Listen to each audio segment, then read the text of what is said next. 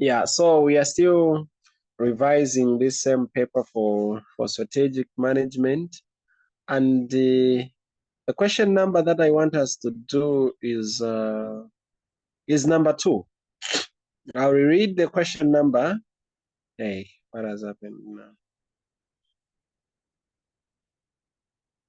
Yeah, question number 2 needs to be read. And so the question number 2 reads as follow. Yeah, it reads. Are you able to see the screen?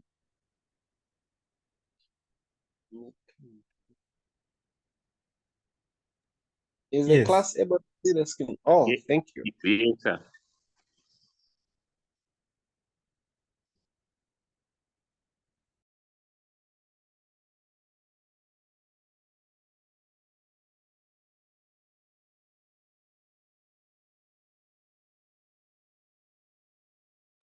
Okay, question number 2 is reading. You have just been appointed as a strategic manager. So in your planning, you have decided to conduct an assessment of the external analysis. So use any one of the tools to conduct an assessment of the external environment for any industry of your choice. The question is reading, you have just been appointed as a strategic manager.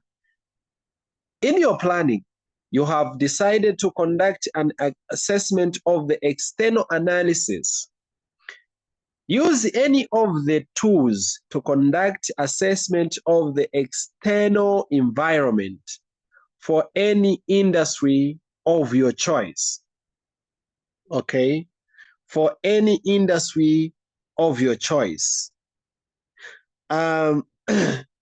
The key word here that I want us to underline is use any of the tools. It shows that there are more than one tools to conduct the assessment of the external environment analysis. So I did say that the external environment is divided into macro environment and the competitive environment, which is also called the micro or task environment, the competitive environment. These are 2 of them. Both of these are the external environments. They are external business environments. We did this same question last time, but last time we focused on the macro environment. And the tool that we used was the one that is used to analyze the macro environment. It was the PESTEL. We did some PESTEL analysis, if you remember last time. That was the same question. But now, since we are to use any of the tools, we want to analyze the micro environment using a different tool, because the question is saying use any of the tools.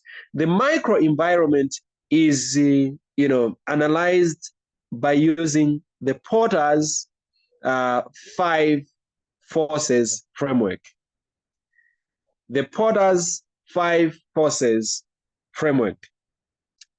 This is another model that is used to analyze the external environment. To be specific, this one concentrates on the micro environment. So this is what you should understand. So sometimes this same question, it can specify that, can you analyze the competitive environment? Okay, the competitive environment, just know that it is the external environment. The tool that is the most appropriate tool to be used is the Porter's 5 forces framework that I want to introduce you to.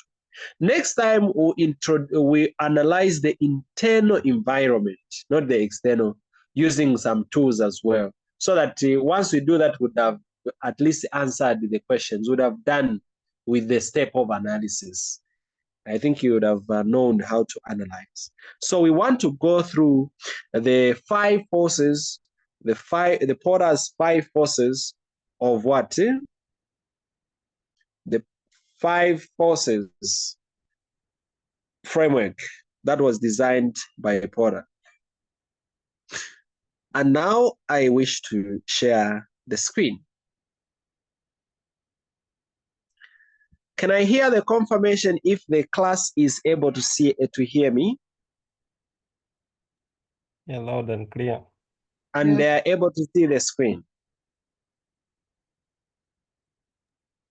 Yes, on my side. Okay. Let me start like this. You see, it was in 1979. Michael Porter, Michael Porter did a study, okay? He conducted a study, and the title of his article that he produced was how competitive forces shape strategies. Very interesting. This was the title of the work. The work was entitled, How Competitive Forces Shape Strategies. Okay. According to him,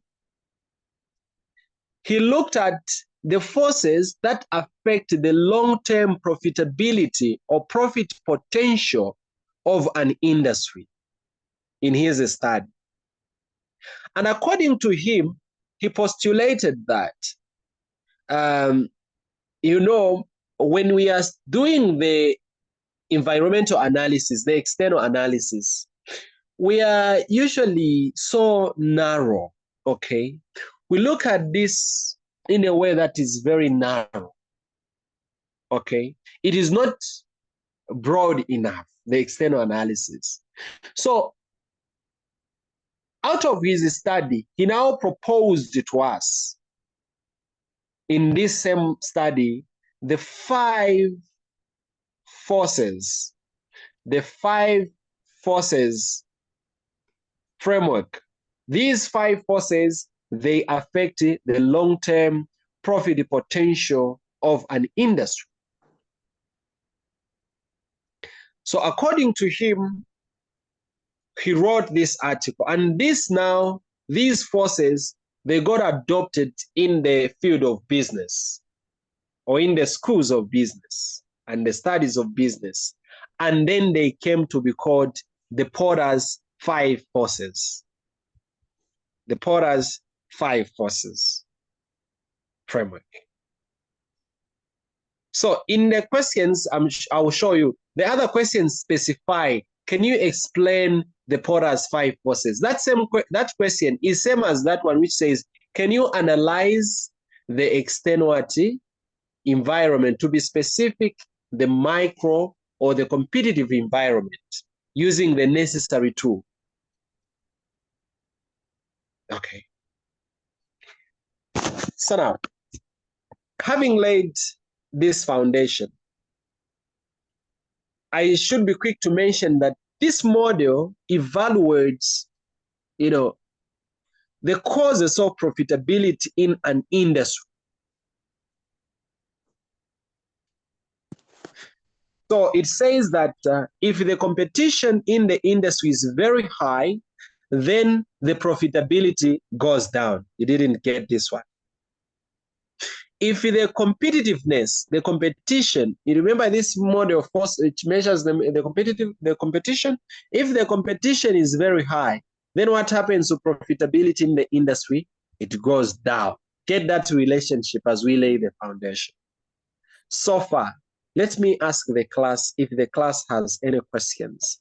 Do you have any questions? Are we together so far?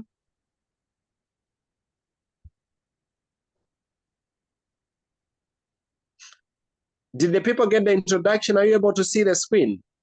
And are you following? I have a question. Yes, sir. Yeah, so I don't know if I got you clearly. So when we are doing this analysis, so when the question reads that the external environment, it's both macro and micro. And then when we are talking of macro, then it's direct that it's asking us to do a PESTEL analysis. When it's Exactly. micro, it's Yes. asking us to do Porter's 5 forces. Yes. Okay, thank you. Thank you very much. Because, you know, students fail questions not because the exams are hard, understanding the question. So you see, if the question comes open-ended, you see, if the question is just open, it says, can you analyze the external environment using any forces like the one we had? You can decide either to analyze the micro one. Is that question is open-ended. You can analyze the micro one, but just know that if you're analyzing the micro one, use the Porter's. Or you can analyze the macro one where you have to use the pastel. Okay? But if the question is specifying, can you analyze the macro environment? Then that question is limiting you to the pastel analysis. Just like that. But there are those questions that come specifically. Can you do the Porter's, 5 forces? So does that help?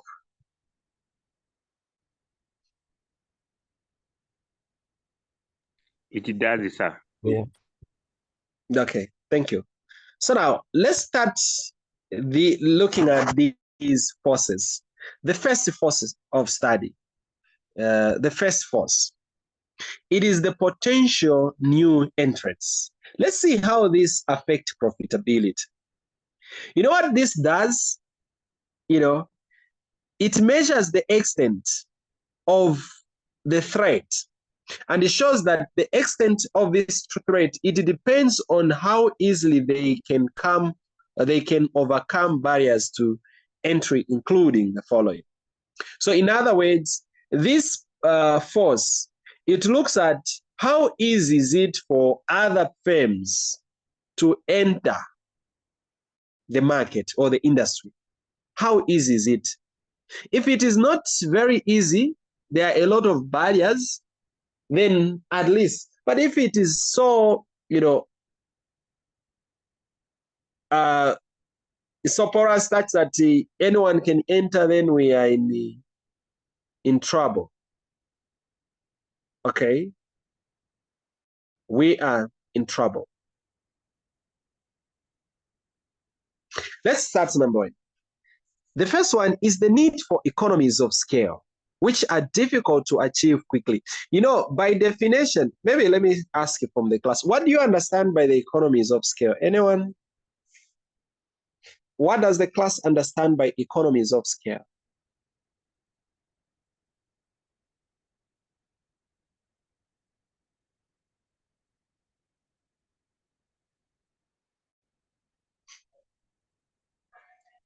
What do you understand by the economies of scale? Yes, sir.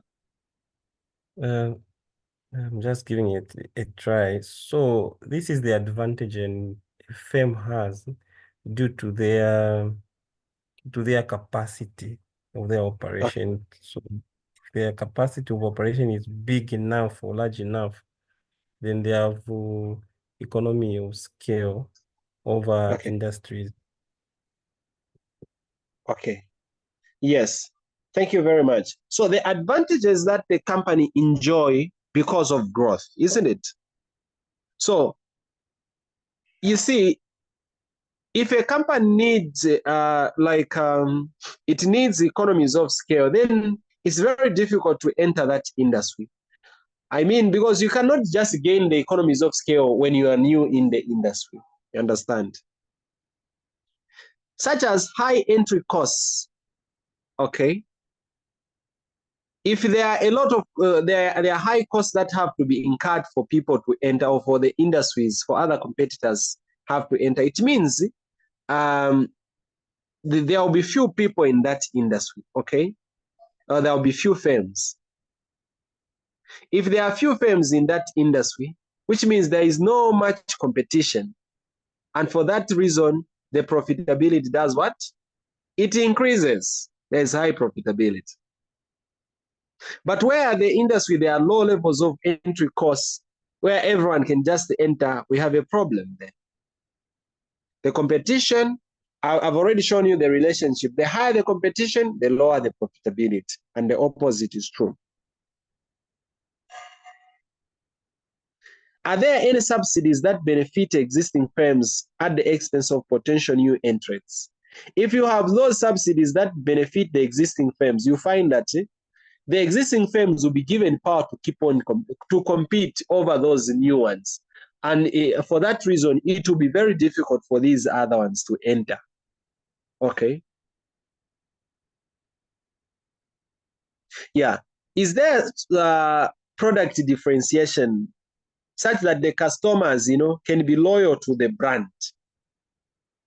If there is product differentiation, so customers are being served with almost everything that they need, you find that it's difficult for customers to switch to the other people. So for that reason, those few people that enter into that industry, or those few firms, they will make a lot of profit as compared to these other ones. So these are some of the aspects that we have to look at. So this is one of the first force that Porter postulated. Okay, he talked about this, the threat of the potential new entrants. So you see, the new entrants, what they do, they actually put pressure on the following, either on the prices, on the cost, or on the investments. Let me write down so that people can see. We want you to understand this model properly. It has got effect on the prices, how you price, on the cost, and on investments. If more people come in the industry, okay, a lot of people come in the industry, what will happen? We will be forced to stay competitive, even including in terms of prices, how we price. So you find that the prices will start going what? We'll start reducing the prices so that we can have the customers. You see? And as we reduce the prices, then the costs remain the same. That will cut on the profit margins. Okay? Profit will go down. Or on the other hand, for us to stay competitive, what can we do? We can invest more on advertisement and other things so that we can develop the economies of scale. What will happen? That will raise costs. If the cost is raised, what will happen to profitability? That will cut into profitability again. The profit will reduce. If again the company decides to invest more into the company, as they use more of the money to reinvest into the company so that they gain power and they satisfy a lot of customers, then they'll cut on the profitability. So this was his proposition on the first force, Porter's 5 forces. The first force, which is this one, the potential of the new entrants. Is that clear? Has the first force been understood? Or do people have any questions?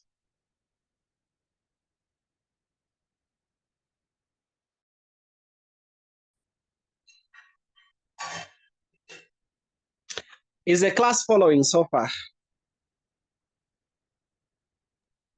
Yes. Okay. Yes. That's okay. If the class is following, we can move on to the second force. This one is actually the intensity of rivalry among competitors. This is rivalry in the marketplaces. Rivalry. And he says that the strong competitive rivalry does lower profitability. And it occurs when the following happens. So if there is a lot of rivalry, okay, then profitability goes down. It happens when, number one, there are many firms in an industry, but none is dominant. When you have a lot of firms in the industry, but none of those firms is what? Dominant. So you find that they will start competing, There will be a lot of rivalry in the market, like the firms will be competing with each other, okay? There'll be that rivalry. There are a number of competitors. There is a slow market growth, which means companies fight for market share. This happens. That's a rivalry again. That's a cause of rivalry. The market growth rate is small or is slow. The fixed costs are high, encouraging firms to use capacity and overproduce. So if you find that the fixed costs are very high, again, that will still affect I'm interested in this one. The exit costs are high, such that you are also even using specialized assets. You see, because of that, that will affect the profitability of the business. Because if you are dealing with let me just give you this one. If you're dealing with the specialized assets, you buy the assets that cannot easily be used for other things, meaning the assets were born specifically to do that particular work. So it's very difficult for you to leave the industry, because you are thinking that if I leave this industry, I'll have to sell these assets. To whom am I going to sell them to? Unless someone who wants to come again into this industry. So people are forced. There are some industries whereby they incur a lot of cost, like they have to buy a lot of very expensive assets. For example, in the airways, okay, aviation, like they have to buy a lot of airplanes, very expensive thing. When they get those assets, how do you sell them? How do you just leave the industry? It's not easy to leave. You just have to stay there and work very hard and see how best you can work there. So this is another force, the threats of entrance. So he said that it actually depends on the barriers to entry as well. Sorry. Let me put my statement like this. If there is rivalry in the industry, you'll find that the profitability will go down. That's the summary of it. So the size of competitors, the industry growth rate, product differentiation, and the barriers to exit are the ones that cause all this rivalry. The guys just want to be there, okay? The firms just want to be there in the industry. They are fighting against each other just to make sure that they are there. And this force affects profitability in his analysis. So when you are analyzing, you ask yourself, in this industry where I'm going into, how many competitors do we have? Okay. How big are these competitors? How easy is it to grow? That's the growth rate. Okay. Are there barriers to exit? How easy is it to leave this same industry? Ask yourself that question. When you're analyzing, you see how specialized are the assets that we need to use in this industry. So this will give you the glimpse idea, okay, of the profitability in the land. I don't know if the class has gotten this one. We want you to get this one clearly so that you are able to answer the questions. You usually in an exam, almost all the exams, you have the questions that come from analysis. Okay, it can just be analyzing, maybe using the macro, micro, or internal. So pay attention. You can just do a recap. Okay. On the rivalry in the markets, we've said that what happens is that if the rivalry in the market is very high, the profitability goes down. And it is determined by, number one, the number of competitors. How many people are there? Not people, firms are there, competitors are there. How big are these firms? How easy, from research now, is it to grow in that same industry? How easy can you grow? When it comes to product differentiation, you ask yourself, how differentiated are those products in there? And the barriers to exit, how hard is it to come out if you want to come out? What kind of assets do we use? Okay, are we using specialized assets? And you and I may be aware that if you use specialized assets, then it's very difficult to come out. So all these, they do affect, that affects the profitability of an industry. The rivalry does, in general, the general competition, okay, yeah, in the market affects profitability. Is that clear now? Yes, sir. All right. I ask you for questions, if at all there are any questions so far, before we can move on to the other force. I've talked about two forces already, the potential new entrants and the intensity of the rivalry amongst competitors. A question, sir. Yes, sir. Okay, so when I'm explaining, for example, these same forces, do I use my own understanding, or I should be more specific with the way the points are going like this? The way I explain it, so I can use my own language according to my understanding. All right, thank you very much. It depends on the way how the question has been asked. For example, you can be given a situation, for example, a scenario, or maybe they specify the company that, maybe they give you the company that is in airways and tell you to conduct, the PORTER'S 5 forces, or the micro or the task environment analysis. You see, then you will be so specific in the way how you'll be speaking, but you'll be using these points, but you'll be trying to link them to the situation that's playing at hand, to a specific industry, okay, or to a specific company that you have been given in the question. Point number one. Point number two, if the question is open-ended, can you just talk about PORTER'S forces? You are free to use your own words, but these points that I'm highlighting, they should come out so clear. I don't know if that does help. Okay, thank you. You're welcome. The third force, the buyers or the customers. This is called the bargaining power of the buyers. In other literature, you find it written like that. This is another force, the bargaining power of the what? Of the customers or of the buyers. You see, the buyers usually they seek lower prices. They usually want high quality, sometimes at a constant price. They just want quality to keep on increasing, but the price not increasing. Because of that, they usually force what? They force prices down. And that affects the profitability.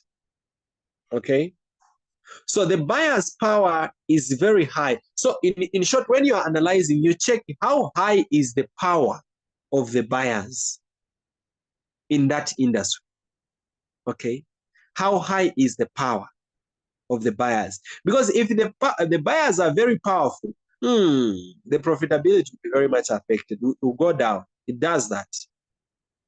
Because the buyers will be very powerful. They'll push the prices down. They would demand more, and you may not manage to meet them. Usually the buyer's power is very high when, number one, the buyers purchase a large part of the supplier's output. If these buyers, like there are those buyers that buy a lot of things in bulk, they buy in bulk, usually they have a lot of power. When there are many substitute products allowing easy switching, then you are in problem, you're in trouble. The buyers will have a lot of power if they are substitutes, because they can easily switch to the other. They will ask you to push the prices down. If you refuse, they switch to the substitutes. You get, then you are in trouble. The product is a large part of the buyer's costs, encouraging the buyers to seek low prices. Okay, and if the buyers can, threaten suppliers their needs, if the buyers can possibly actually threaten to supply their needs internally. So if that happens, that they try to, okay, we change, or we stop, okay, we'll know what to do on our own.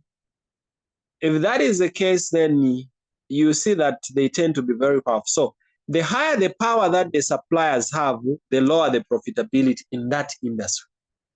Remember, this is the external analysis that we are doing. You're scanning the environment. You're not yet specific to your company. You're scanning the environment outside. Yeah, where you want to set up the institution or your company. You are scanning the entire industry in that respect.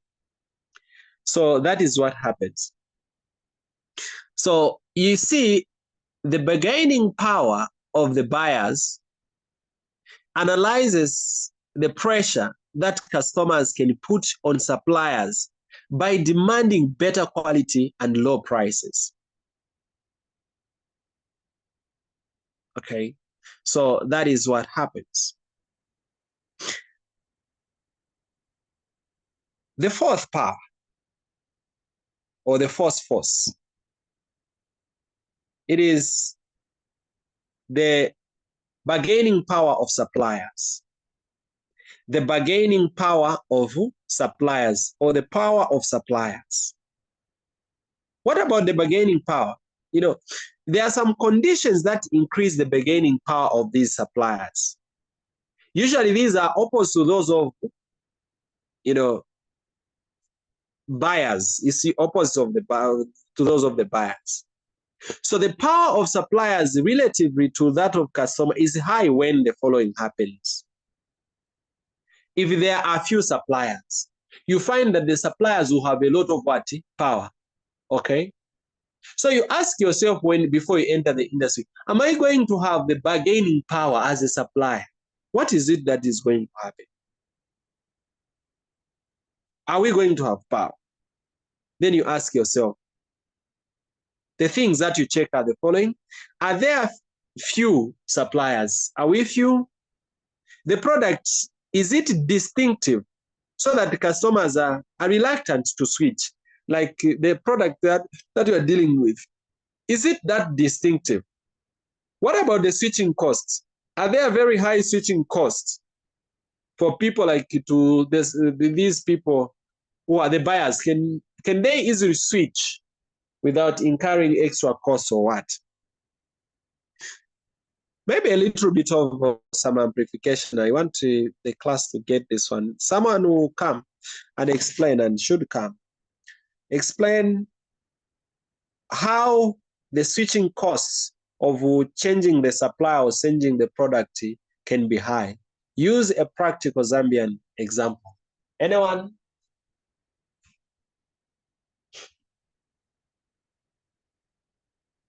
Come again? Yes. How is it possible for the cost of switching the product, or switching the suppliers, or switching the product to be high? You can try to use a practical Zambian example.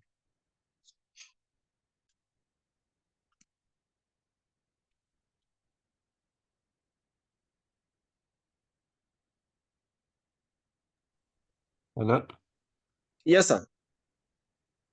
Let me give it a try. So these costs can come about, for example, if you've already made, for example, if I work for the mine, and then we've already made a contract with someone who's supposed to supply, for example, maybe acid.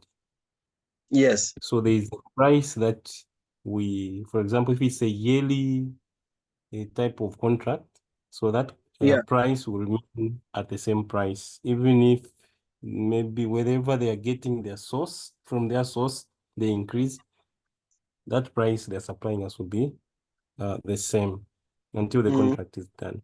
But if we find ourselves in a position where we need to change the supplier, we might find ourselves in a position to, when we are agreeing the prices could have changed.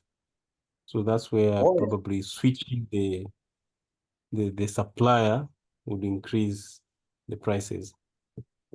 Oh yeah. Thank you. Oh, that one is powerful. Do we have any other again?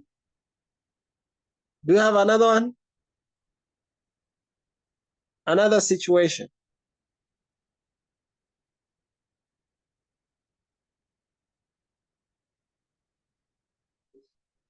Maybe the other example that a short example that I would give, maybe if you are buying, maybe I'll give an example of cement. Maybe you're buying Chilanga cement, and then the supply is not enough. Then you'll have to switch maybe to this other brand, maybe Dangote, but which then the quality between these two, they are not the same. Yeah. So there will be that compromise in what you are doing. Maybe if it is you are in a constructing, Okay. yes, it Wow. compromises the quality of what you are doing. Right. Thank you very much for all those, submissions, colleagues. So this is what happened. I just wanted to work in the class and see that the class is able to follow.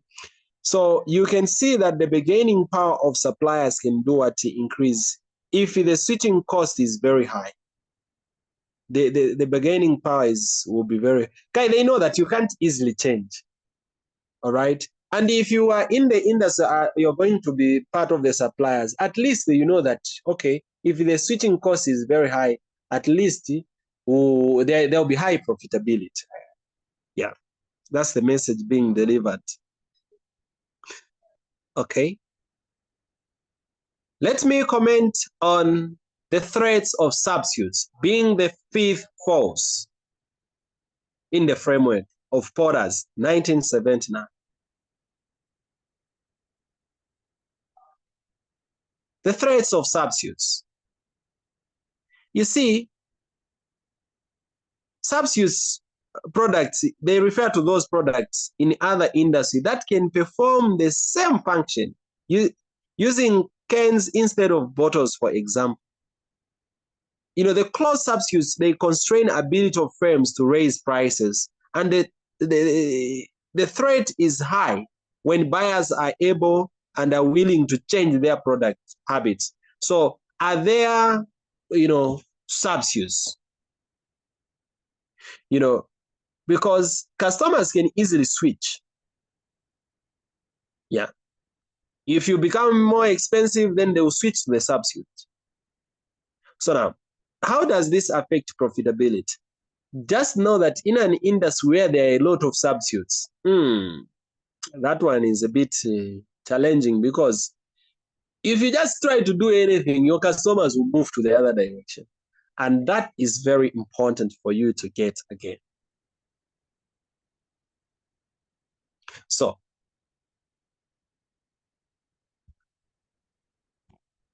in conclusion, we are saying that, again, in 1979, Michael Porter developed this study, and he named it How Competitive Forces Shape Strategy. The forces affect long-term profitability in an industry. So he studied. He was like, many people are too narrow when they're doing the external environment analysis. And in the quest to answer the question, he proposed the 5 forces, Michael Porter. And those forces, they came to be called the Porter's 5 forces framework. These 5 forces, they are 5 forces that, adds to the model that evaluates the causes of profitability in an industry. And it says, the higher the competition in the industry, the lower the profitability.